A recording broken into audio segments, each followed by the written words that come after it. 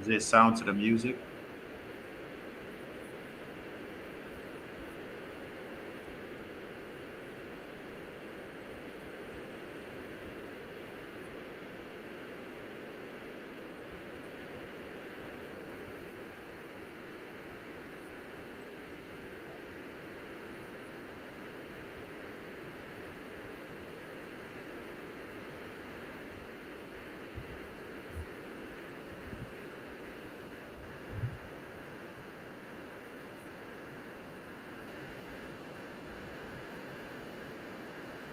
Can you guys hear me?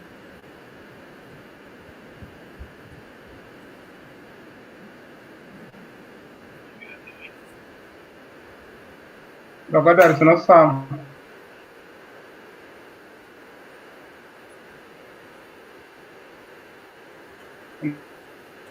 Doga, sound yo.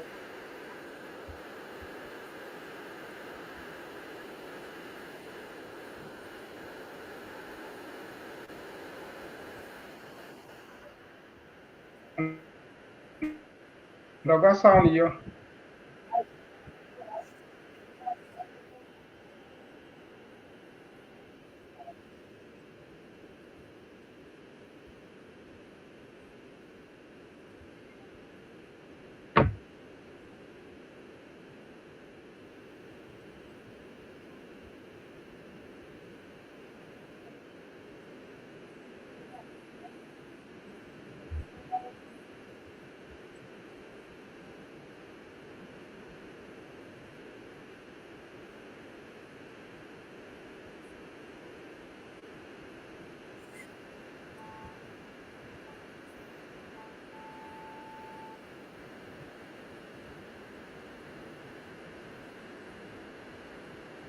I'm apologize there. Sound Amadio, I'm fix here.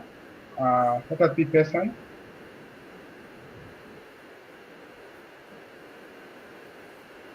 And Doga, don't it down, you dropping immediately.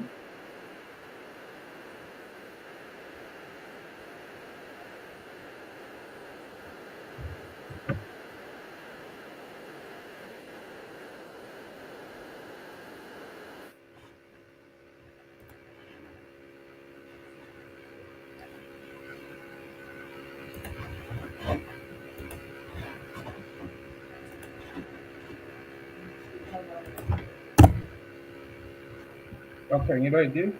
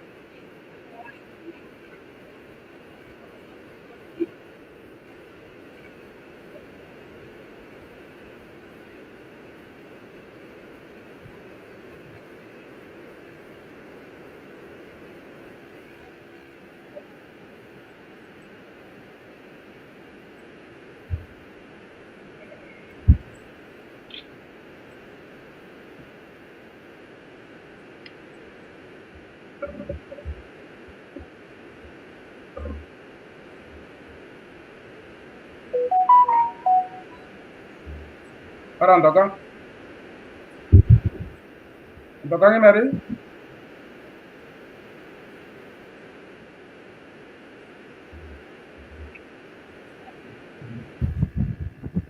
Doga, Yes,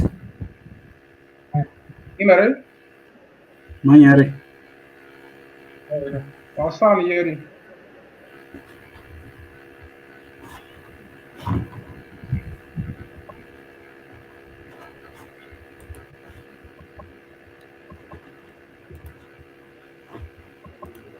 Kisoma video system.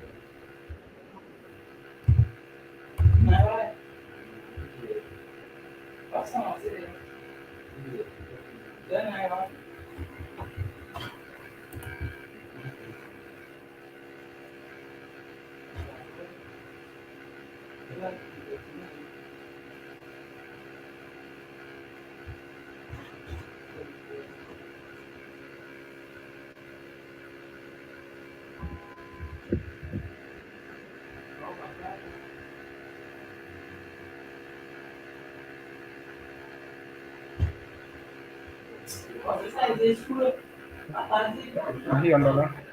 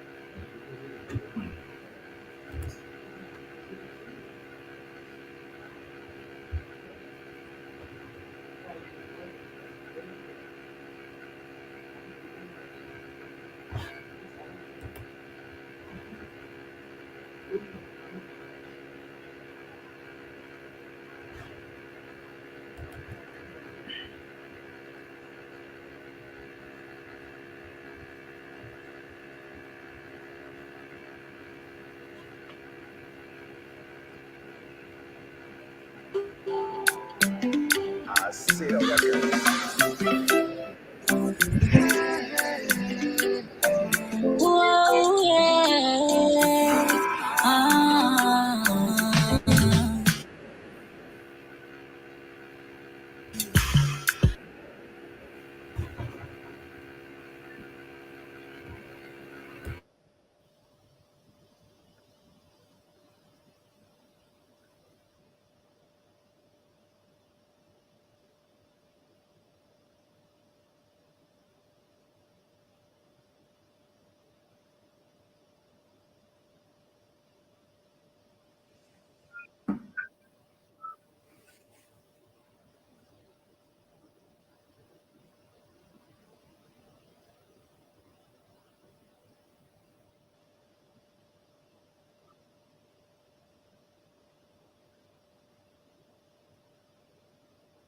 Sibona binguna.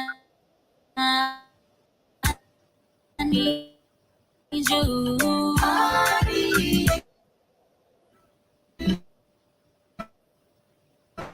I love you. About you. Thinking about you.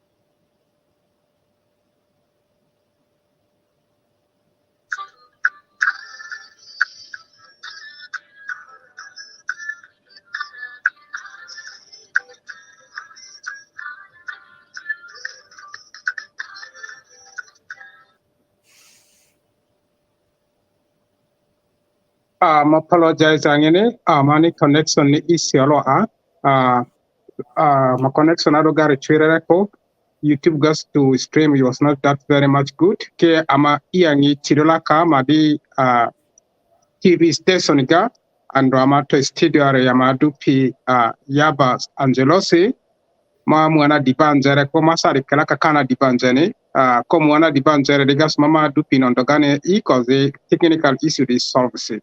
Yaba Angelos mani ote otisa paraizo tangito aninga platforms iniga sanazo ama ingira platform amadi odere niga mani otenye mama di teri pelere kenda mani jorosana. Mama. Okay.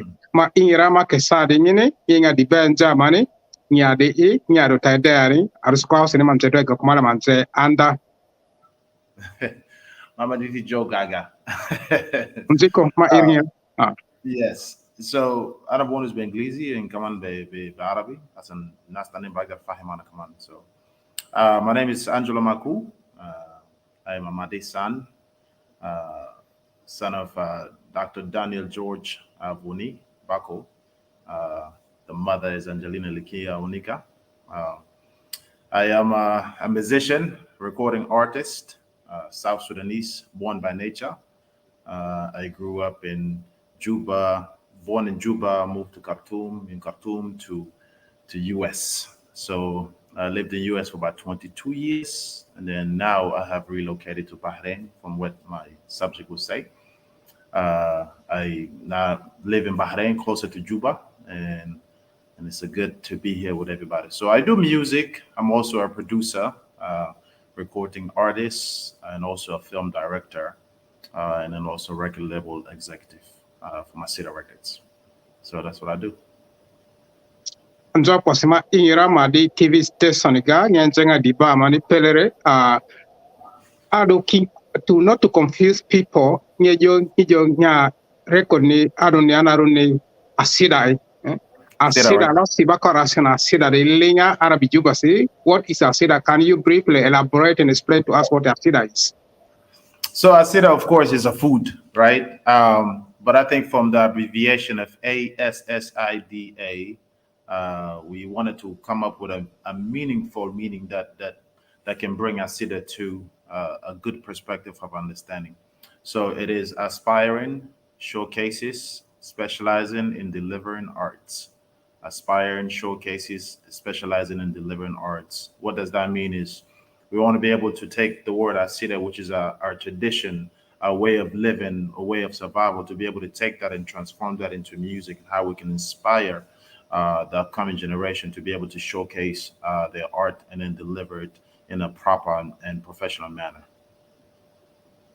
Manjo posi ota ki torangi to music ya ga commando te sabiti wiki si on Wednesday we celebrate International Women's Day. Yes. Kanda voting in South Sudan, Juba, Nizo Khartoum, ni Kongo Zone to America. Mhm. What does this International Women's Day mean to our mothers, our daughters, our sisters in South Sudan, as South Sudan is a war fragile nation? It is a phenomenal recognition for our women in general. As you have stated, for many years we have migrated and run away from home because of instabilities, and so we've never had the proper way to recognize the hardworking women and girls that are in our community. As everybody know, women are the backbone of the family. They say behind every successful man there is a stronger woman behind them, and not just behind. I think with the peace and stability that we have in our country now, it's time for us to be able to give opportunities for women to be able to also play a vital role into developing our nation and our country. We have a lot of, we had the first pilot, business owners. A lot of our women is starting to uh, invest time and energy into our infrastructure of building of our nation. So it means a lot, I think, for us to be able to recognize our women and girls, and also to be able to uplift them to continue to play a vital role into developing our country. Manu temba mudilimbi simba mudilimbi alosinyi Juba, South Sudan, nimu for Ruka music. Yeah. Nalona kata ituru bangalosi ulkosa embari yota Juba gara. Mhm. Yamale masingi torne, can an artist like you use their music to bring social transformation in fragmented country like South Sudan? Kende ba nyane longongo kadi longoda nyebuwa wa losi changes ngolere social transformation di yani le dibadi tar skujanginde South Sudan nini after 22 years of civil war with Khartoum, and then after Mhm. 2013 inner fighting within the ruling party, and then 2016 Diangi Suabangu, he displaced a refugees camp or Gassi displacement Gassi. Yeah, Nebakolo, Bani Digari, people were very much traumatized. So Mhm. can music be used as a social tool to bring transformation? Absolutely. I think music plays a huge factor into lifting the spirit of the people. Music can send a message, a powerful message that a politician cannot send, right? Uh, Music can heal wounds that it's been broken for many years. As you've all know, during the wars, during the struggle, during the time where many people was migrating from during the war, saw musicians such as Emmanuel Kembe, General Polino, Gordon Gong, many of these freedom fighters, as far as musicians, their music played a big role into healing our soldiers in the field, keeping them motivated, keeping them inspired. Even some of our guys, they're Nyanya 1 and Nyanya 2, they sing freedom songs, they sing freedom fighting songs, and so on and so forth. Because of music is what kept them going. And so for me as a musician, I want to be able to continue using my tools to be able to send messages of hope, messages of love, messages of inspiration, make people laugh, make people dance, you know, uplift the spirit of people. As you know, sometimes you in the office, you sitting in the office, what do you sometimes have music in the background? Because your boss is stressing you or the employees under you stresses you. You also put music. So I think music does play a big factor into our generation. I had the pleasure to be able to meet with the president when I was in Juba, president, the vice president, and some other vital folks into the South Sudan government, and we focused on piece of the conversation is how does music plays a role into developing the image and shaping the image of South Sudan. So if you think about it, like right now, if you think of United States, okay, what is the one word that comes for you? Many people would think of entertainment. Many people think of film. They think of music. If you think of Nigeria right now, one of the first thing that you think of is music. And so the music does shapes the image of South Sudan, because for many years, the only thing that we think of South Sudan is a war-torn country, hunger, starvation, and so on and so forth. I'm not saying that we're still not struggling. We are struggling, but I think we can change the image or the perception of how people feel and think about South Sudan if we really invest a lot of time into developing the copyrights in South Sudan, and also to invest money into musicians. That way, musicians can put a quality work competing with Uganda, Kenya, Tanzania, West Africa, and in the rest of part of the world. And I think that would change the shape of music. So yes, to answer your question, music does play a big factor into the shaping our community. Man's opposite. This is the common gas so jam improve quality. I may try ra. I may dollar sala can network ni beyond our ability. I may control akwe. I've seen a lot of someone could end or say, but I'm appreciating anya input ra. I may try our best to improve it maybe. Yaba Angelosi and job was in Lancidia ikase. Manu te nyebe South Sudan ni barangado or the Juba nyebe kangado nyemu Khartoum, and the langin the tare there South Sudan garni bachiri Kenya isunya South Sudan nebe George Saraya do refugees camp ka. Kende majo kimbamu dilibi alimbamu dilibi in Juba. Are there anything that you miss so much in South Sudan that you think, oh, Lima Zoe, Mimi Sirama Manguela Kare? And there could be someone like you who left South Sudan a long time ago sitting in the refugee camp. What could be your message from them on this Sunday afternoon? Yeah. One thing that I've missed so much in in South Sudan is food. Food. They say there's no place like home. With I lived in United States for 22 years, and I've missed so much about our traditions. Food. You walk outside the airport. This is your people. People look like you. You understand? You don't have to worry about you being the outcasted person in U.S. where you are the South Sudanese darkest skin and everybody's white and so on and so forth. But when you step out the airport, they're your people. They speak your languages. They speak out of Juba, out of Khartoum, Rotantom, and Shunu, all these different things.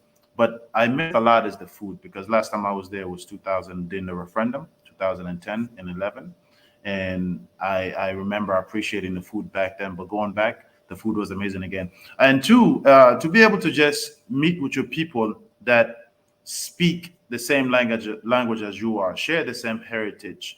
I was able to visit all of my relatives, and then my family members that I haven't seen for a long time. So for the people that I will say that never been to South Sudan for a long time, I would say spend some time and come to South Sudan. There's a lot of changes. It's a slow changes, but it's a positive changes. The infrastructure, they have better roads now in most of the main roads.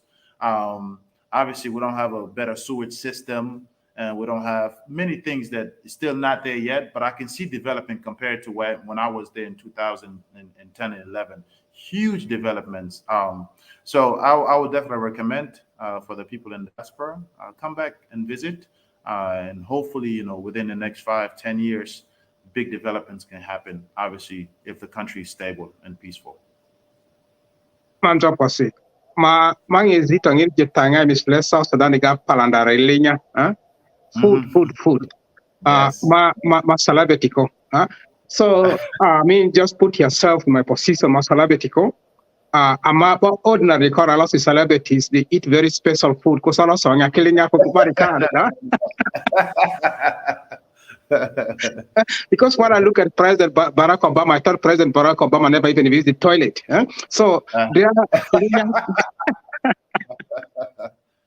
linyanga misle palanda baru de yimi silinga obengon resist madi dishes or general South yes. Sudanese food like My kishira, things my like that. yes, my did dishes definitely. I remember when I was growing up, my mother would cook chicken jiki. Chicken Chicken chicken. jiki. I love chicken jiki when I see that. Olenya, so this was one of the first things that requested when I got to Juba. Is I need Uh-huh. to eat some jiki today. This. Yes, yes, yes. And then come on, Samaga Nashif. Be away. Yes, we Yes. so actually promoter Willie, which was responsible, one of the person who was responsible for Ruka Festival. He's also Madigo. Um, he was the one that was responsible of taking me around. So gave me the opportunity, took me to one of the Madi restaurants in Juba, local Madi restaurants. Mhm. That's when we were able to eat some of these food, and it was beautiful. It was beautiful. And yes, so I do eat the normal food just like everybody. Just like me. Yes. Okay. Ni Juba gangi mu madini restaurant ga. I think it's been quite long time sang ebe Juba na do receive. And I nya voga the other artists would ever ya do. Sa jolos in Juba gas on the street of Juba. Do you get recognition from people? Hey, na Yaba Angelosi. Yeah, it was, yes, to answer your question, yes, I do get the recognition. And it's strange because I've lived most of my life either in the north or in US. And so in Juba, I've only visited 2010, like I said last time, and I was there only for 2 weeks. And then that was the last time. So for me to be able to get at the airport and get recognition from the airport and receive and get a really warm reception, and then just to walk around in the street sometimes and just get somebody to say, "Oh, Yaba, shunu Yaba," it was a pleasant surprise. But at the same time, it goes to shows that our people pay attention to the things that we do. They pay attention to the art that we bring to the table. They pay attention to the words that we put online. All of these things does impact our societies within South Sudan and throughout the diaspora. So the recognition was there, and you have people come on to take a picture. You have people they hear you're sitting in this restaurant, and you have just fans coming over there to say hello and just to see you. It's a pleasant feeling, and I'm humbled to be able to experience that, and that encourages me to continue going and to continue to pursue this musical career that I have going. Hmm. Manjo pasi. Manote mazingine lazi young artists are coming. But when you look at the qualities of these young artists, your music they still, when you compare South Sudan with the other neighboring country, we're still lagging behind. So, according to you, what do you think can be done to improve the quality rather than producing quantities? Quality music be produced, job on good promotion record, Amadi South Sudan di Bajoru. The most important thing that I think our industry is missing is investments. Uh, we have a lot of talented producers, music producers, and film directors, but they are lacking equipment. They don't have the proper high quality equipments to be able to deliver this high quality standard as Uganda, Kenya, Tanzania, Makanata, and India. So I visited some of the studios in Juba, and you will be surprised. The studio is just a laptop and then two speakers and a headphone, and maybe there's small compressors, small equipment. But these guys will make anything work out of that small gear. Now imagine if you give them the best equipment that Uganda have, or some of these other countries have. If you give them the best equipment, then these engineers can, or producers can, truly bring the South Sudan standard to the next level. So the reason why I say investment is that a lot of them are struggling. Um, the little money that they make from the studio sessions or film shooting, they use that to feed their family. There's a lot of rich people in South Sudan. I come to realize that because I was able to really meet a lot of the elites. I was fortunate enough to be able to have dinner with some of the wealthiest people, even some of the richest people. I was able to actually visit their home and just have a conversation with them. And one thing I realized is a lot of that money is not going in the right places, and I'm not putting any blame on any politician or anybody who have money, but I feel like if we start to invest money into our entertainment industry, that can return invest that that investment can return over a period of time. So some of the conversation that I had with the people that are in the industries is and even the leadership is, um, we need to start coming up with copyright laws. Right now, there's no copyright laws in South Sudan. There are no royalty collections from the radio stations or TV stations. So in other words, if today you hear Yaba Angelosi music, I'm pretty sure today somebody's gonna play Yaba Angelosi music somewhere in South Sudan, in a station or TV, anywhere. But I am not getting a single penty or whatever you call it, Ugandan shillings or South Sudanese pound. I'm not getting any money from that. You understand? Um, that's because there is no copyright laws that was instituted from the parliament in our constitution that protects the creators, content creators, And so it's a broader conversation that needs to happen. One, the musicians needs to take time to be able to improve the content and the quality. And then we need investors to go in and invest into South Sudan entertainment industry so we can have better equipments to shoot videos and everything. And number three is the copyright laws needs to be instituted. That way everybody can benefit from it. Whether radio station, if you play my song today, you can also benefit from it because I'm getting paid. The same time, you have more listeners coming to listen to your TV stations and radio stations. And number three, you use that data, the number of listeners that you have, you use that to go able to get advertisers to come and advertise on your radio stations because based on your listeners, that's how you get paid as a radio stations and TV stations. So everybody can win. I think it takes time. South Sudan is only 12 years old, baby, so we can't compare it to countries that are been established for many, many years. But I feel very proud that we only young country, but we are achieving a lot over the course of few years that we've been established. So it's a long way to go. Manjo kwasi Austromani utema madisa Sudan atise sukiaro ki benefit kals ku iso copyright mera waniga meeting ito platforms iga mabinga longo play lera omutswe lakini at the end of the show ama view akalongo de repeat. So and practically it's I think American system of copyright that way. Yes. I think the artists are going to benefit from. Yes. We talked about having richest people in South Sudan. Mm-hmm. And this morning when I was looking through your songs, your profile, mm-hmm. then memo across YouTube, the 5 top ranking South Sudan artists, you are number 2 according to the statistic on YouTube. You have Silver XX, you have Dynamic, your friend, you have Mary Boyon, you have yourself, and then there's somebody whose name I'm missing. Lakini dia in the artists South Sudan gari, apart from these top 5, you still have Emmanuel Kambe, you have Emmanuel Jale, you have all these big names. Yes. Mani Lekorne dia and these top artists, the iconic figures, people who start music in South Sudan. After looking at the sorry stage of these studios where the young people are producing their music from, though the qualities are not good, as he said, they are trying their best level. They are doing any let's say future plan to invest in building nice studios so that our young generation can be able to produce quality music. Then maybe you benefit from that as well. Yes. Yes. So to answer your question, yes, I can speak on behalf of myself and my team. We are planning to build a production facility in South Sudan. This plan was in motion since 2000 2013. I mean 12, leading to 13. So we were supposed to go to South Sudan 2013 and assess the ground and figure out where do we want to build the facility. But unfortunately, the fighting that has occurred in that time is set back our plan.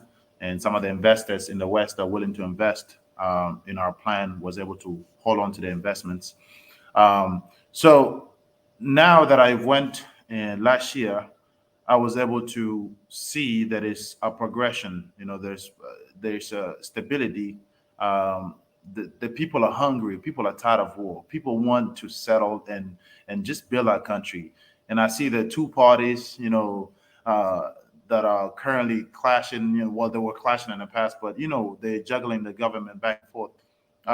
You can see that they don't want to stop problems. They want to settle down. They want everybody to be able to invest time and energy, and people from diaspora to be able to come back and invest. So I want to build a production facility that is consist of audio production, and also film production. And then eventually we want to move into like modeling industry, commercials, and many different aspects of entertainment in general. And so what we've done when we were in South Sudan, we was able to assess what are some of the lands. Do we need to buy a land so we can build something from a ground up? Do we want to rent a facility that is, that can accommodate the sizes of the equipment that we're bringing in? Or do we want to just rent for a little bit, maybe rent for 2 years, build our studios there, and then if things are going well, we can build a production facility from ground up. So there's things in motion. I spoke to some of my colleagues, such as Dynamic as well. They are very, very interested to invest their money and time and energy into South Sudan. I think it comes down to stability. As long as we're stable, I think many investors will be able to put their money in South Sudan. And Jock was saying that Tani di Benja Capellere Songo and a future plan to bring music facility in South Sudan that would benefit people at all levels. Malaki, moving into Gawado, I want us to go through your music journey. Through your musical journey, and you talked to me about inspired you are inspiring that inspiring you. But today I want you to take us through the challenges that you encounter as a young artist.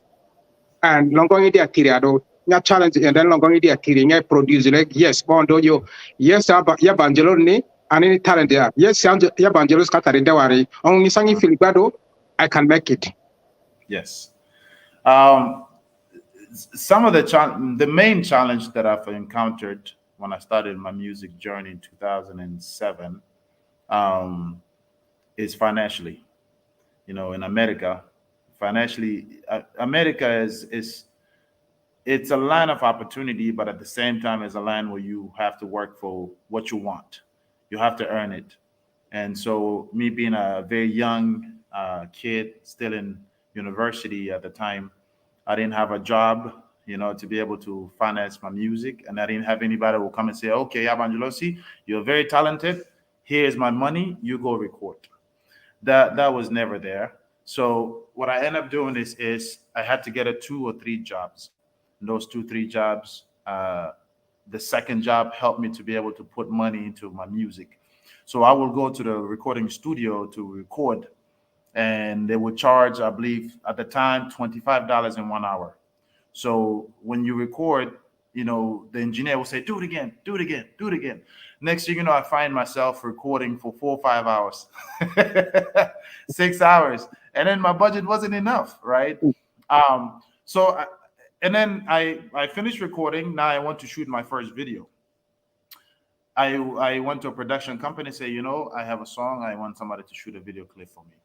And they said, oh, 5,000 US dollars. Allah, 5,000 I'm going to win. So it was very discouraging, me being a young artist. So what I end up doing is, the church that I went to, African church, they had a camera. They had a video camera. I went and asked the pastor. I said, Pastor, I have a song that I want to shoot something for it. It's a positive song.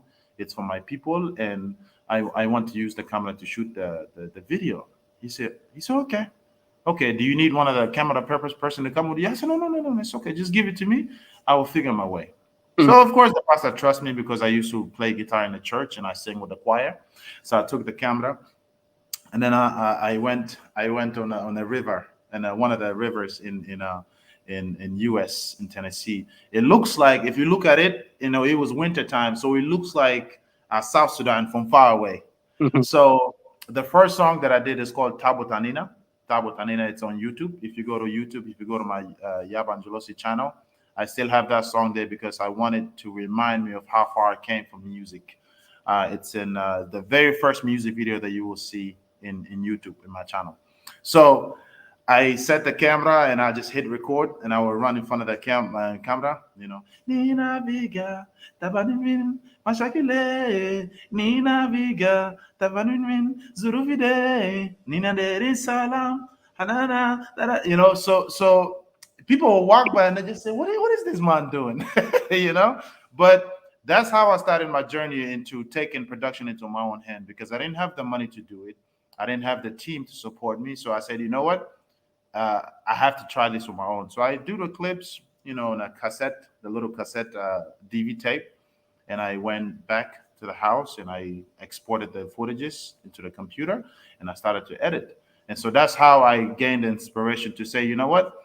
If these people can do it, I'm gonna learn my way. I'm gonna learn to do it myself. At the same time, I'm gonna save myself money. So that's how our Cedar Records production company came into play, because I started to teach myself how to produce music, how to direct the film, and how to edit.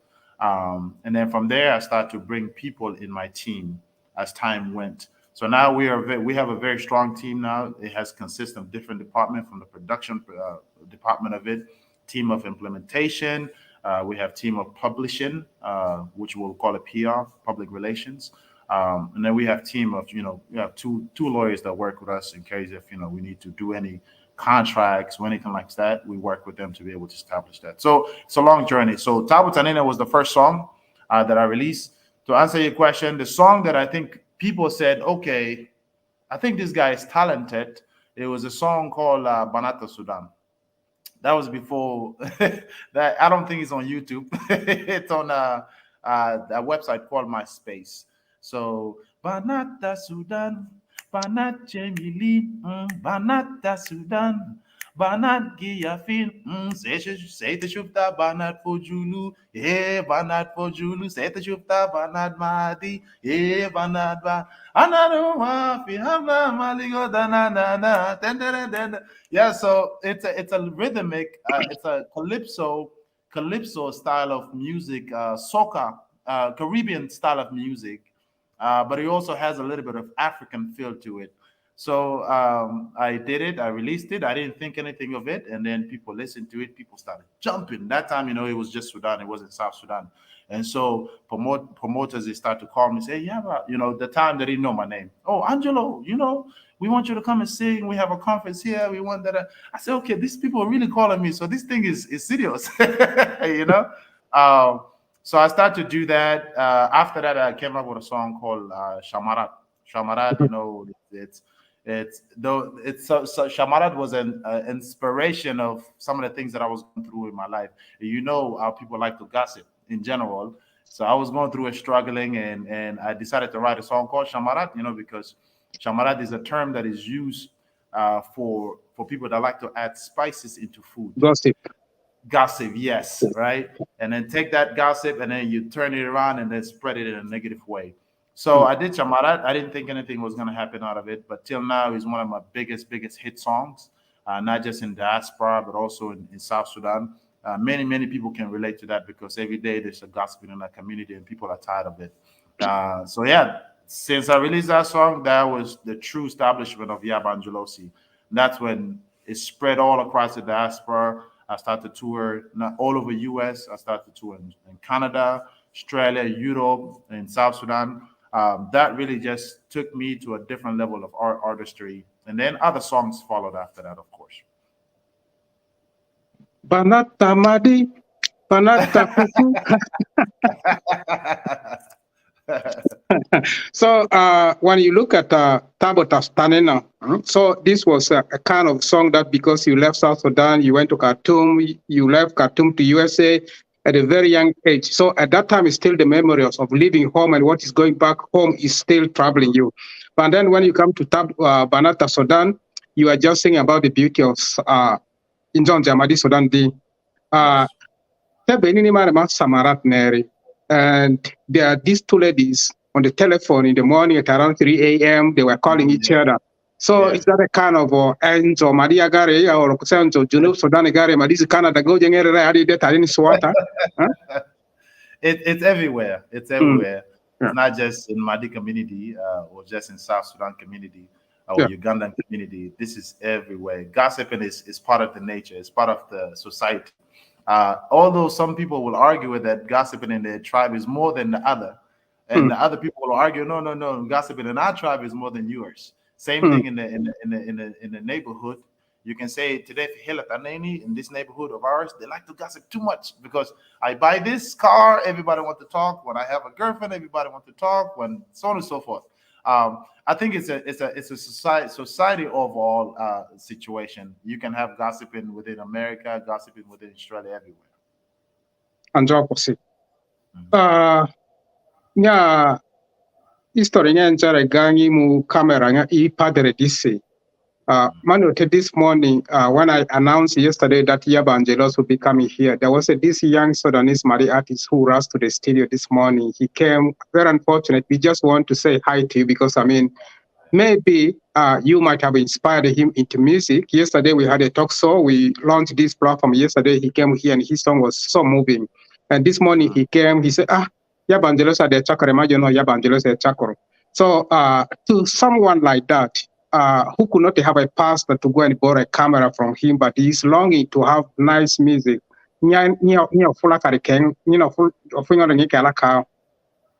Um, focus on your craft. Focus on your talent. Another way shall I put it?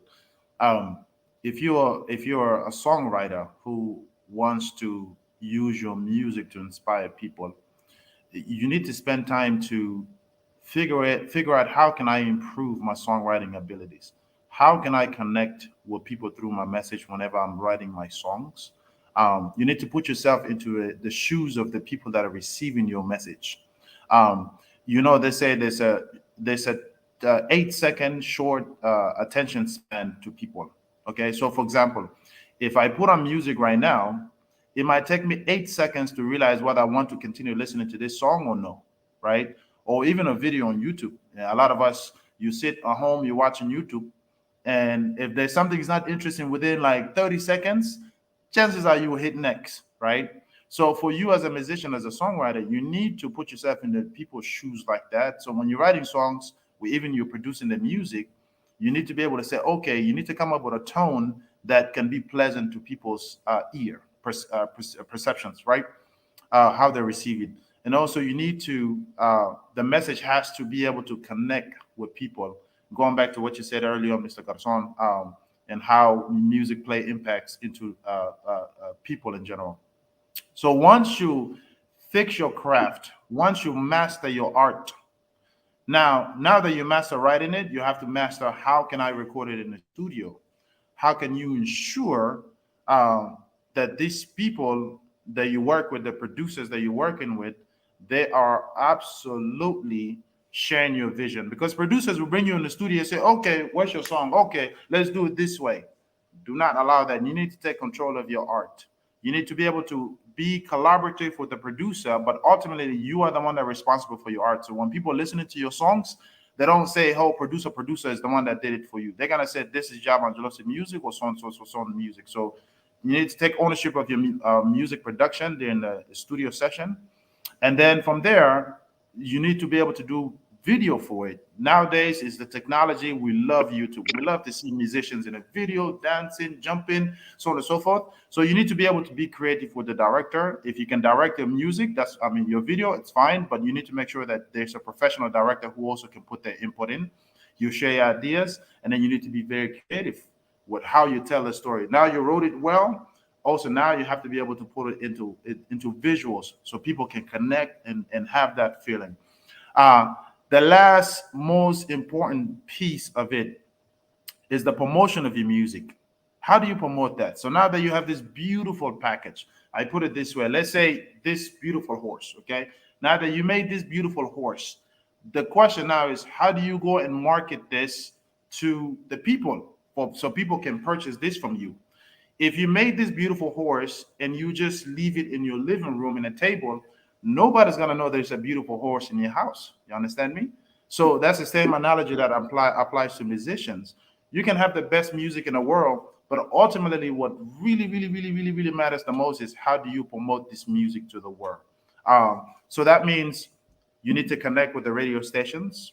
You need to connect with the Madi TV station. You need to find Mr. Song contact so he can play your song. You also need to find out who are your neighboring countries that needs to hear this music, and just network in general. Once you do that, I think that these are the puzzles. These are the pieces that glues all the music industry together. And then how do you sustain over the years? A lot of people will have one big hit song and that's it. They go on social media. I am this, I am that, I am this and that. You need to humble yourself because Mhm. humility goes a long way. When you humble yourself, people will see that you are truly respect the art. You respect the God-given gift, talent that they give you, and also you're willing to use that in a positive way. So also always remember when you out there in the spotlight, people are watching your move. People are watching what you say. So if you're going online and negatively attacking other musicians and you are bragging, I have this, I have that, I have this, what you're doing is you telling the next young kid that is coming up that looks up to you, you're telling them it's okay. This is a good behavior, and you must do that as well when you come up. So now you find out the next generation that coming after you, they're all very negatively. They're fighting each other in the name of want to be the big person in the music industry. So humble yourself. You need to stay patient. Music is a journey. It's up and down. Sometimes you might struggle either financially or sometimes you feel like giving up. But if you stay patient, you stay consistent, you stay humble and hungry, I think you'll go far with your music. And then people will respect you in general as you go through your journey. I have Angelos Tangejala. I feel kind of a small musician.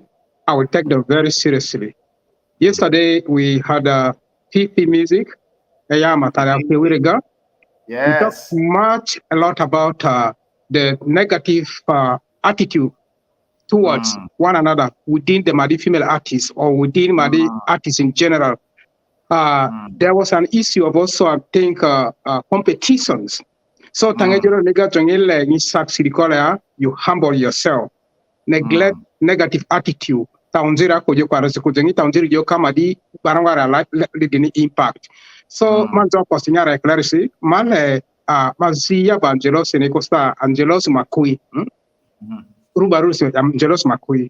Angelos makuta nya dele at your free time nya retired article. Some of us think maybe Yabangelos is always about music sitting in his studio 24/7. Huh?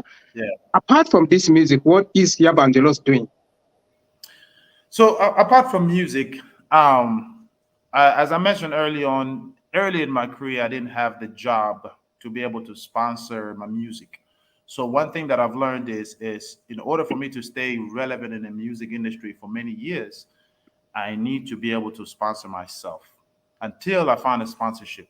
So that I got a job, I educated myself. I was able to get a job, and Currently, right now, I have a job. I work with the U.S. government in Bahrain, particularly with the U.S. military. I am not a soldier, but I work for them as a system analyst. System analyst. I'm responsible over five different U.S. Bases, military bases in the Gulf region. That is Bahrain, Saudi Arabia, UAE, Qatar, and then Kuwait and Oman. So I got this opportunity because of the blessings that I was able to get it in U.S. I was able, I worked with the U.S. government in United States, and then this opportunity came, so I ended up moving here to Bahrain. So apart from music, that's what I do.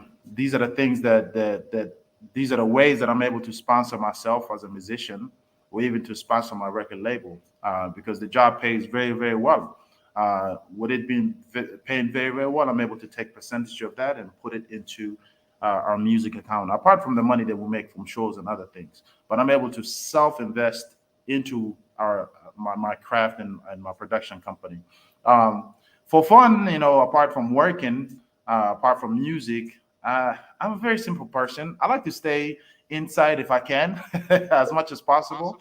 But when I go out, I do end up, either going out to the cinema or going out to to go eat with some of the colleagues of mine here in Bahrain, American colleagues. And sometimes, check up on people on the phone, whether calling back in South Sudan and even in the US. So I try to simplify my life. I don't drink, I don't smoke. So my social life, as far as clubbing and party, is not a big part of my life, because a lot of times if I go to the club, I just go because I'm super bored. I've been home for 1 month or 2 months, but I will go just to listen to music and kind of to feel people's energy and what kind of songs they like when they dance. That way, it will inspire me to do something that can make people dance like that as well. Apart from that, my life is very simple. Apart from music, work, socialize. Just try to keep it as basic as possible and stay away from problems. Stay away from problems.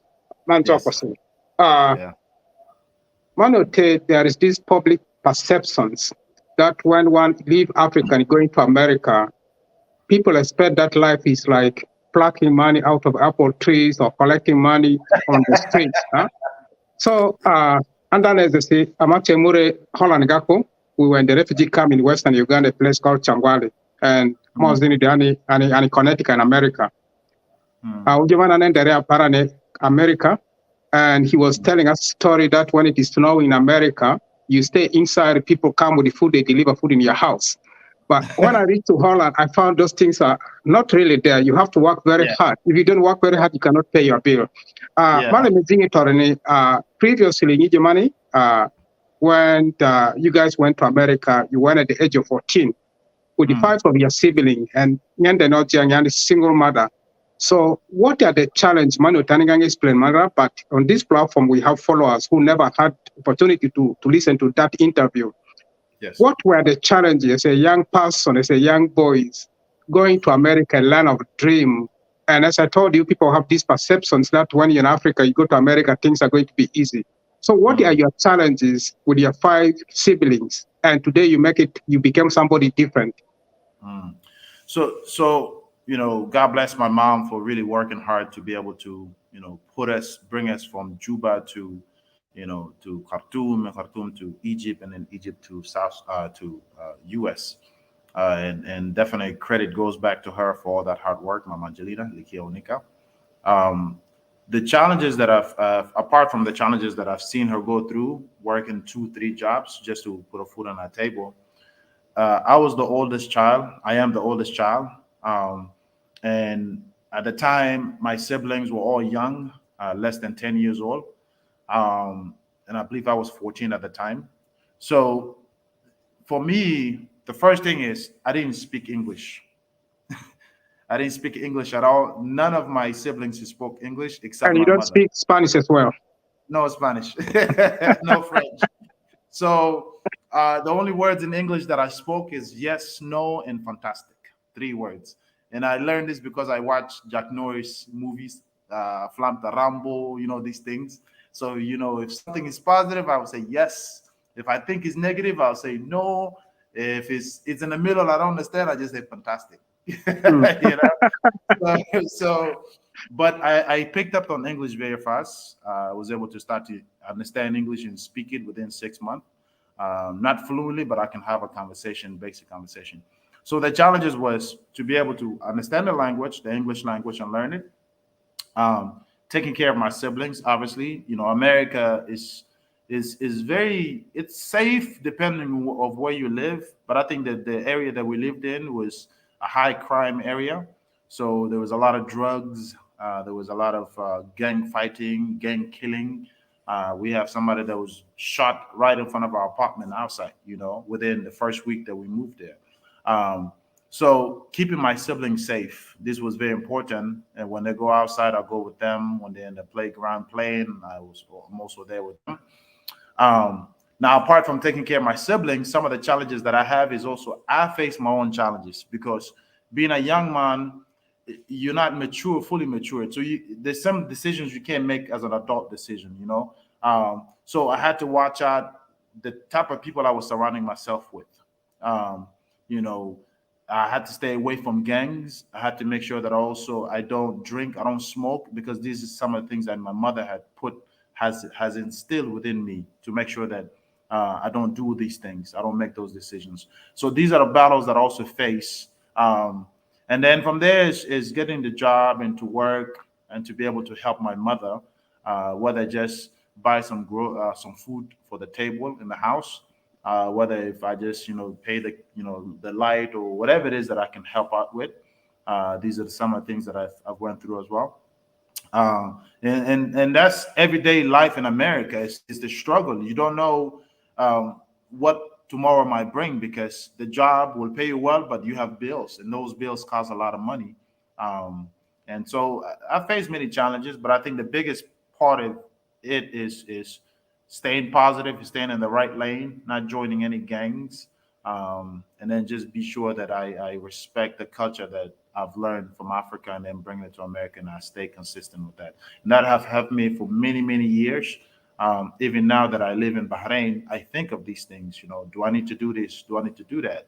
I have colleagues of mine that say, "Hey, here, drink, smoke, and things like that." But me being an adult person now in the 30s, I've learned to, if there's no good reasons to do it, why should I do it? I didn't do it for many years. Why should I do it now? And I think I'm gonna continue with that, and hopefully that can stay as is. Evangelos, your life journey is so inspiring to me. It can inspire Okosi. When I sit here, it challenges me a lot as well. Malam is in it already. There's this question that just come into my mind, but it vanished. It's okay. It's coming back again. Yeah, It's it's okay. coming back again because it's so emotional sometimes. Mm, Okay. We want to talk about the generational gaps. mm, Generational gap is happening like a very wildfires, not only in Western nation, but back home as well. In mm, Bamudilibi, in Bamudilibi, in Juba, you might have seen it. Near America, but you take instruction of your mom, you were able to abide by the rules, you were able to adjust yourself between the two cultures. So on the Chira Madilosi, the Western world, being it in Canada, America, Europe, Australia, elsewhere, uh, seem like this generational gap is affecting relationship between parents and their kids. So what kind mm. of messages do you want to send to them, even back home? Yeah. So we live in a world of technology. During the time when you and I have been growing up, uh, the technology wasn't as evolved as it is now. Um, you know, you want to send a message to somebody, you have to write a letter. You put the letter, you give it to somebody who's using a bicycle that's Yeah. going to the other village. um, so, so that's how we used to communicate. But we live in a world of technology. What I mean by that is technology has evolved so much to the point where you and I are having a conversation, live conversation right now, and you are in Holland, I am in Bahrain, and then our viewers are all over the world. You understand? So that's how the technology will live. The reason why I'm pointing the point on that is that has impacted our current youth, because it's easy for us to see the traditions or the way people do things in America now, because I can be in Africa and I just get on YouTube and I see everything that is happening in America. I see everything that is happening in Holland. So your mother here telling you you shouldn't wear these pants, or you shouldn't wear this shirt, or you shouldn't wear this dress, but then you look online, you see kids in America wearing it, or kids in Holland are wearing it, and their parents are walking with them in the store or walking with them in the street, and nobody's bothering them. And then these kids are starting to questioning, why can't we do this if their parents is allowing them? So they take that, what they see in the technology, in the social media, they take that and they start to challenge their parents. They start to shout back to their parents, and they learn some of the things is, if my mother beat me or if my father beat me, I should run to the police right away, because they see this happening in the West.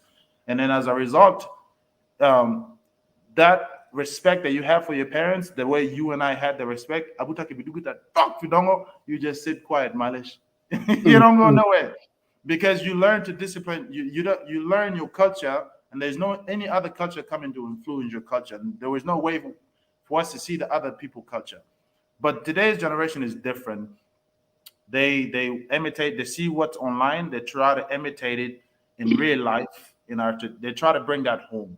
And now the gap becomes very, very difficult. Your parents here don't understand, why are you coming home with your pants all the way down here on the knees, and then they try to question that to you. But then now, because the kids feel like they are very empowered from the high level of understanding, now they want to challenge their parents. And then the parents will get upset, they want to beat them. They run to the police, or they run away to the neighbors, or they run away and they never return, because they have ways to network with people in either in Uganda, Kenya, Tanzania, and they don't come back. So the gap, how do we connect that gap? I think the way we can connect that gap is, parents will need to understand the time is changing. They need to understand that today's technology, kids are learning things faster. My daughter, I have a 7-year-old daughter. She's in US. Sometimes she will order things from the phone, Amazon. She will go on Amazon, in my Amazon account, and then she will add some things in a basket, and then she will order it, and then it gets shipped to the house. And then I looked at my bank account. Who ordered this? And then I will call. Oh yeah, I ordered it. So think about that. 7-year-old kid who can do that now. So we have to understand as a parents that technology is moving so fast, meaning we need to start understanding how our young kids are interacting. Where are they learning these things from? Who, like, what social media are they in? Facebook, Instagram, Twitter? What is it they're in? You need to go on their pages and see what do they post. And then based on what you see, you need to educate yourself as a parent to be able to be up to date with the new technology. Because if you are educated as a parent to the up to the new technology, then you'll be able to understand your kids a little better. And then instead of just shouting at your kids, slapping them left and right, I think have a conversation. Sometimes you'll be surprised, you'll be amazed how smart your child is. Have a conversation with them, and then seek to meet them halfway. And then from there, use your wisdom that you have for many years, use that to be able to help them and guide them through these new ways of how people do their things. Teach your culture, and if, especially the ones in the diaspora, bring your kids to Africa, bring your kids to South Sudan, take them to Uganda, whatever it is that your family is, take them, let them see these things. That way they can understand it's not always the diaspora way, but it's also there's a way how people live back in Africa, tradition and culture and things like that. So for me, I was very fortunate that I was able to live half of my life in South Sudan, in Sudan, and then half of my life in America. That way I can compare this generational gap, and I'm able to find the one that is works best for me, and I can teach my daughter that. And I hope the same way can happen for our parents to be able to understand your kids, and then the kids have to do the same. You have to be able to respect your parents. This is universal language. You respect your parents. Listen to the advices. You think you know better, but you don't. Life is going to teach you more, and your parents are more experienced. They learn through a lot. So the kids also have to do their part to be able to meet their parents halfway. And if you learn something outside in the social media, you need to have that conversation with your parents. Hey, mama, baba, I learned this today. What do you think? You see what I mean? And then your parents can educate you as well of if these are positive or negative, and so on and so forth. So these are the gaps that I see. Technology is what has evolved and made that big generational gap for our parents and our kids. Angelosi. Angi amandeka madi TV station are amatandi studio are Yaba Angelosi. Andekata jo music dilaga lakini kata jongo general in life. Very unfortunately, longo anire ni play yakwa kwa amani system problem di sama bantu la bisa andaga jongene la zia selela kanya si comment section ga mandara namba ma mandaka di drop na kwa te kon ad problem isule in the beginning say unjiko.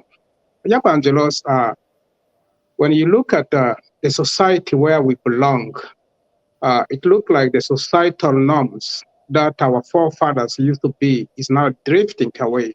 And then as speaking, mudiaraga, jongenga loaga si nimule mafama loaga si, bakoja nimule ninye mule, ongu juba ne bakoja amua ngoduko. Because jongi mula si memungi di juba, talabaro lengole, sa lanji di si mesuanga lanjira kole matepaka, aru lenga ondere mateo. But when you look at the societal norms gaps, tangui voloroni, losi, watira ninga, emvo yo madia ga emvo yo so Sudan ga skuto nga to darangen dari kanga tambanga ukanga tamba. So how do we handle this issue of societal norm drifting? It goes back to education, I think. Education and conversation, holding conversations with our society. So one of the things that that we do in the U.S. to keep our tradition from drifting away, especially in U.S., we do workshops. Workshops. In those workshops will be in a conferences. So we have, for example, the Equatorian Conference. We have the Mahdi Conference. The Mahdi Conference is in Canada. Australia is also in US. And with the Mahdi Conference is it brings many of our youth, it brings many of our adults as well. And these workshops has many different topics from marriage to taking care of your home, education, our tradition. We have our Mahdi Gai and all these different things that they do. They come and dance and celebrate. And so these workshops, it help brings our youth from drifting completely from it. And that's why I say that conversations is very important. So I feel like in our communities across, I can't speak on behalf of Northern Uganda or Numile area because I have not been there since I went to South Sudan. I haven't got the opportunity to visit that region. I could have, but I wanted to make that visit a different visit.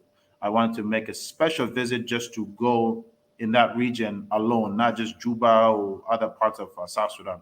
But I want to be in the Numile and Northern Uganda area so I can understand how people live their life and some of the challenges that people face.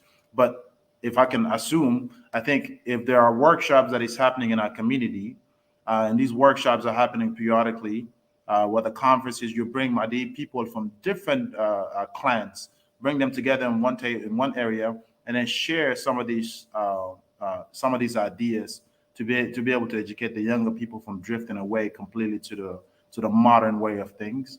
And I think that would be helpful and beneficial for our community. If it's happening already, if these workshops are happening, it's great. Let's keep it up. Let's continue to figure a way, bring some of the young people to be in it, where they can invite other young people to be part of it. The workshop does not need to be just like an elder people alone. It needs to be inclusive. It needs to have many different people from our community.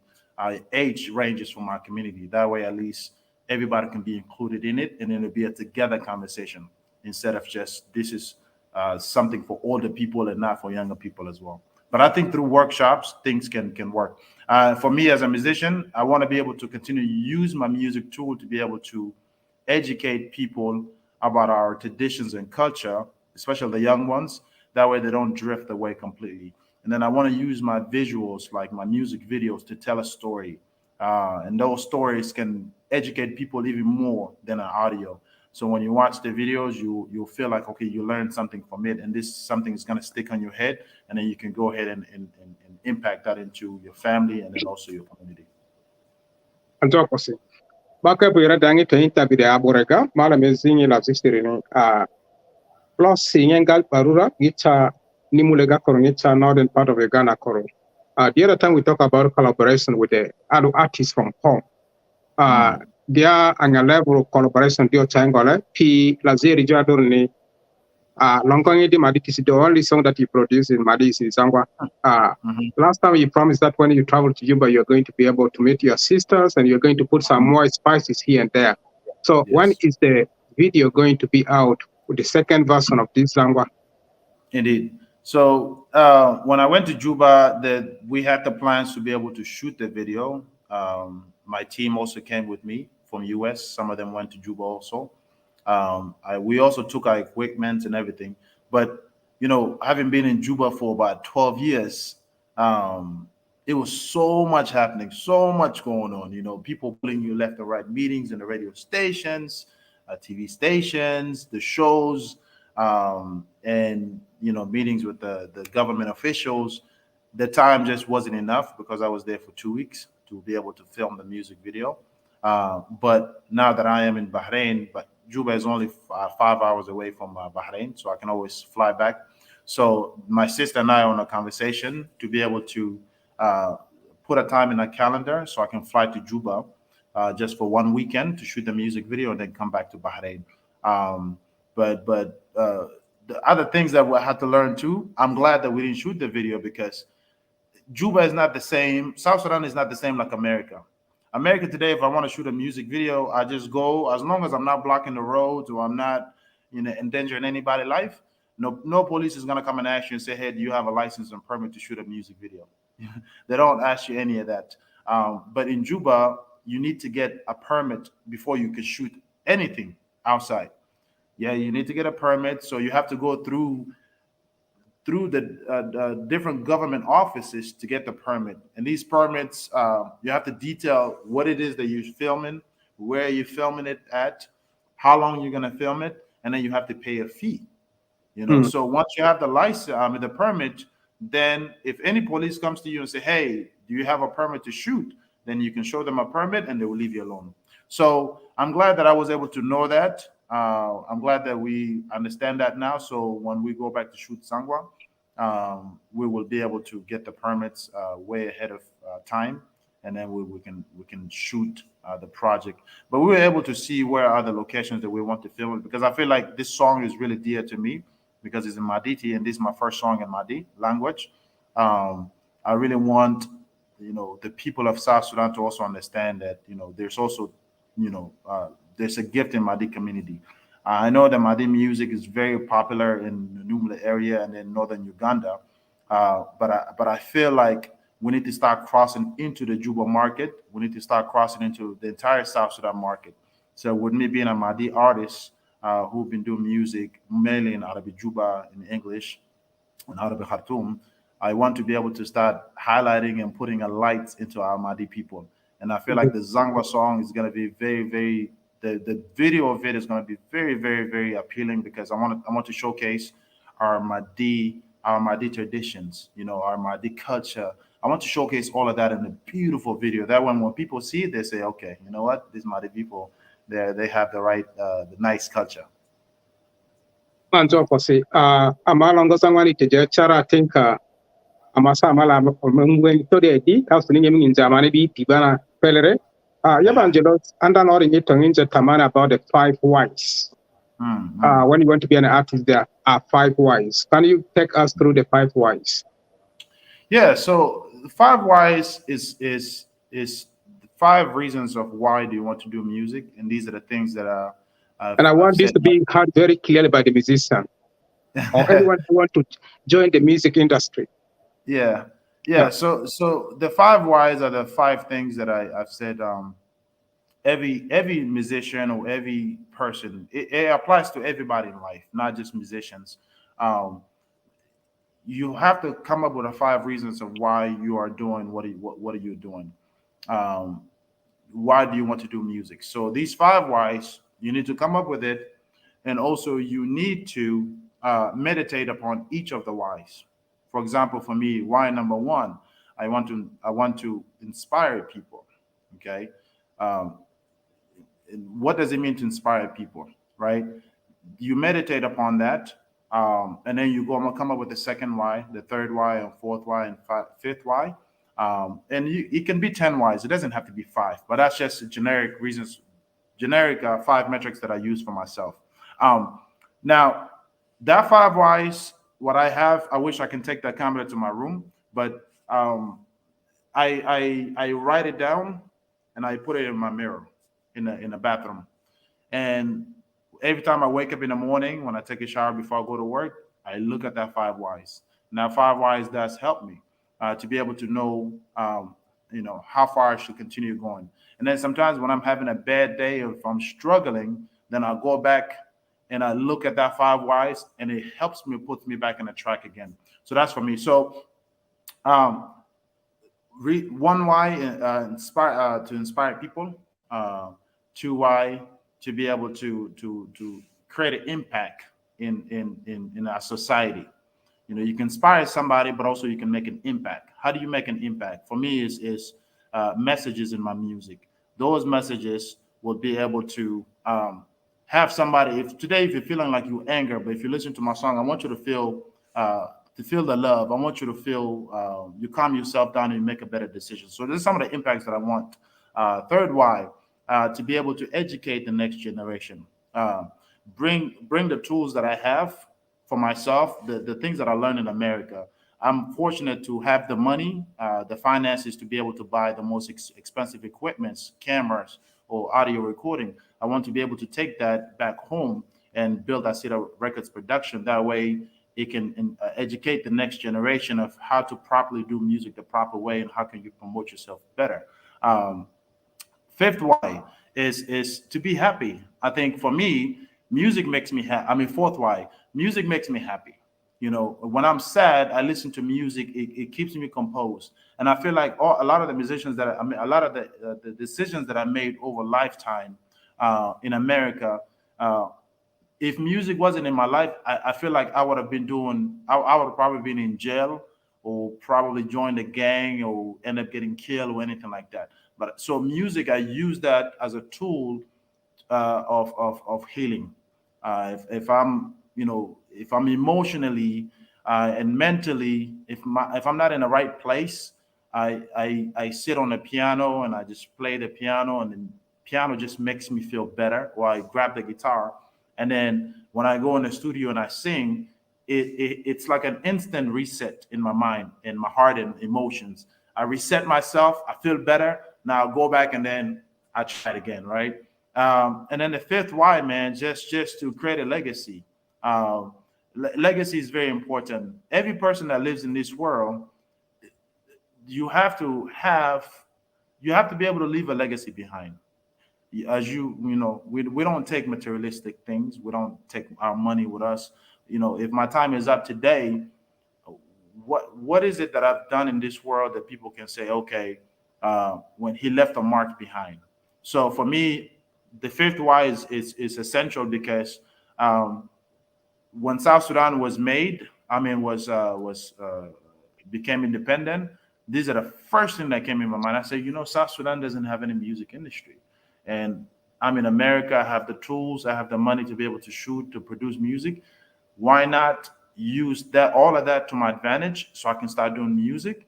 And I purposely chose to start singing in Arabic Juba, because I want that music to reach everybody. So I said, you know what, this will be a unique opportunity for me to position myself to create a legacy for myself. Because I said, if one day I leave this world, what do I want people to remember me with?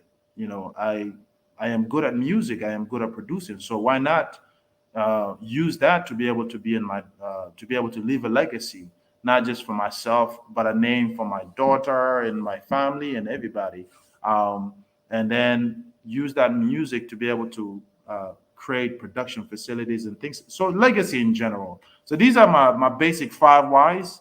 I know there's other whys that anybody can add on to their list, but for you as a creator, if you're a businessman, you want to start a business, you need to write down those five whys. I'm pretty sure you have your mission statement. You write your proposals to potential investors and so on and so forth. But personally, you have to write the reasons why you want to do this business. And if you highlight those whys, it's going to help you to continue pushing further. And then it's going to continue to stay motivated. So that works for me. It doesn't have to, you don't have to do the same, but you could do something similar or different. And whatever that works for you, whatever that inspires you, use that as a tool. And hopefully you continue to prosper and then, achieve a lot of greatness in your life. Job Silazita Nitia Sijari Malak is looking about drugs and uh, high consumption rate of alcohol among the artists. Lazima zilengere, can an artist still be a good artist without use of drugs, high consumption of alcohol rates, and indecent life? Absolutely. Absolutely. An artist could be very good at what they do without a consumption of alcohol or, drugs or anything. Just like when you're born, you learn things, right? You are born pure. You learn things as time goes. And the consumption of alcohol and drugs, these are the things that we've learned or we watch other people do it, and then we make a decision individually to try them. So anybody that drinks or smoke, it's not something that they just born into it. It's a decision that they made. And I don't judge anybody. I don't, point a finger at somebody who's drinking or smokes or take drugs and said this person is evil or, because ultimately God is as our final judge. But I think people make decisions based on what makes them feel better. Some people make that to ease the pain away from them, but you do understand you wake up tomorrow, the pain is still there. um, so a musician, if you're going to do a music, don't make it based on because you watch your other colleagues drinking and smoking in the studio, and so you said, okay, that's the lifestyle. I've seen musicians go in the studio and they get this cigarette, light up, musician, producer, play again, and then drinking. And then you have women everywhere. And then I watch and I say, okay, is this something that they want to do? Or is this something that they learn from their person that they look up to, their role model? So a musician, it's just a life choice. For me, I can be in the studio all day without drinking or smoking. I can go to a party. I can get on the stage without drinking or smoking. I think as long as you use your five whys, the reasons of why I put early on, to be able to continue pushing you in your music, I think that's all you need, man. You don't need alcohol to be able to do this thing. But my message to the young folks: please, please, please, please, please exercise a better judgment. You need to be independent. You need to be your own person. You need to make an independent decision that is just beneficial to you. Don't make it for other people. Um, and if you learn to become independent, you'll find yourself going further in your music. I promise you that.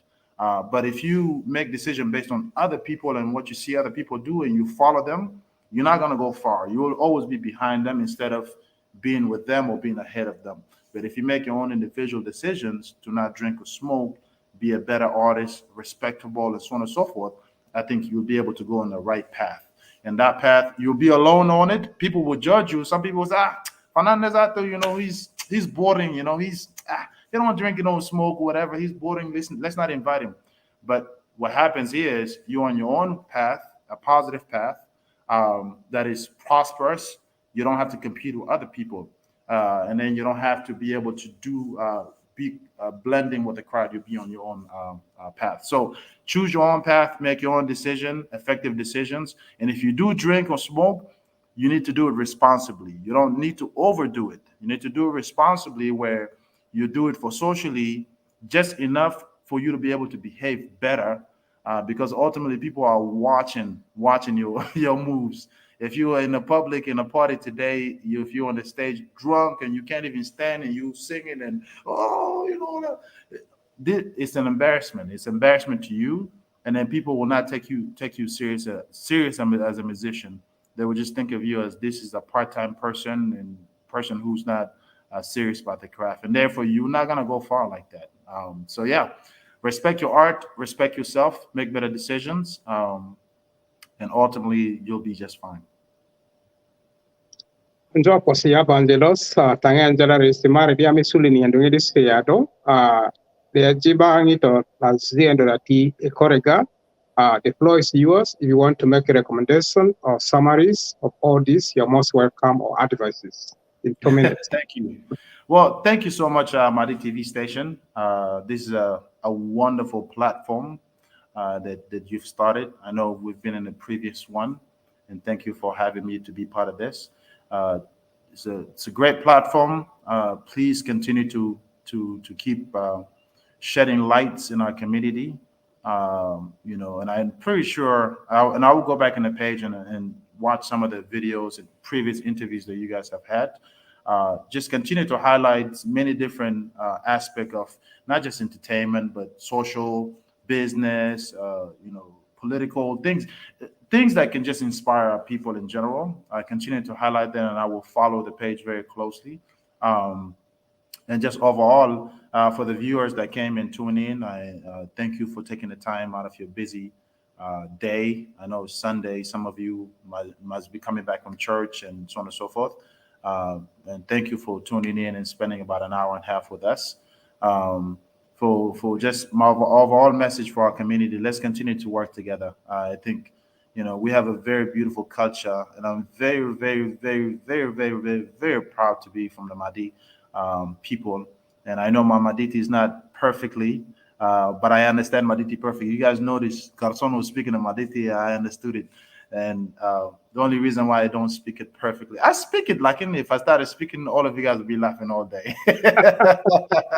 but but I'm very passionate about our culture and tradition. And it's just fortunately I wasn't able to speak it a lot in the US because I'm always with my American friends. But let's continue to work together. The Madi culture is very beautiful, not just in northern Uganda, but also in the Numile area, and it's spread throughout South Sudan. And then for me, as a Madi artist who have the platform and who have the audience in South Sudan, I want to continue to really shed the light in our Madi, our culture. And then in the near future, I'll be doing collaborations. You mentioned Fifi, and you've had it yesterday. So thanks to Garcon. Garcon is the one that was able to connect me with Fifi and her new song, Nivuchiri. Ah, that song is beautiful. Ah, that song is beautiful. So artists is like that. I want to start to connect with our Madi artists in the Madi land. I want to do some songs in the future. So this year, you guys will anticipate a couple of songs in Maditi. I'll practice my Maditi, and then I will do some in it. But the point is, we need to start highlighting, put the spotlight in our Madi people. So I would love to do that, and hopefully, I'll get a chance to visit Numile this year, and then northern Uganda as well, and then to be able to network. It's only 6 hours away from me, so it's not far. I just need to make time, and then I will go over there, and then maybe even do some shows in those areas, and to be able to celebrate with my people in general. So thank you once again. God bless you guys. Please be safe if you're driving anywhere. Make better decisions in life, and just continue to grow and continue to make influence. And then hope to see you guys in the near future. God bless you guys. Anjo posi Yaba Angelos, I'm so much privileged to have you here. I was so much honored that I sent you invitation. You accepted. And I hope and pray that this is not going to be the last, but the relationship between us and the Madi TV and the Asida will continue. And hopefully that when the videos are out for Zangwa, we shall have a copy, and we're going to bring you back here again. Anyamanda Kamadi television gara manzo anyo posi, ma apologize quality all very poor. Ngolongo ya bamteros dina manisa ye play josi. So I hope next time will be much more better. Itu as a more my discussion hold about the high Kasurube in South Sudan and northern Uganda. We have an artist who is coming from Juba. He's going to talk about this high Kasurube. At Juba go do alogameri dia jazangwala singire dule Kasurube na jengo kwe about $20,000. That's huge money. We are not plucking money out of the apple tree, so I think we need to talk about this. And we scheduled some doctors. We are going to talk about cancer, because cancer is one of the deadly disease that is taking the life of our people. So we have all these topics that you mentioned. We are going to bring all the experts to this platform. They are going to, I think, take us through that. Manjo posi, rupa kompanya ta karangila karnega, Until next time that when we meet again. Opiki konyiba manzo posi ani amanda kare to karaluka. Di madia mi kongres background kare to karaluka anzo posi. Happy Sunday. Happy Sunday. God bless. God bless.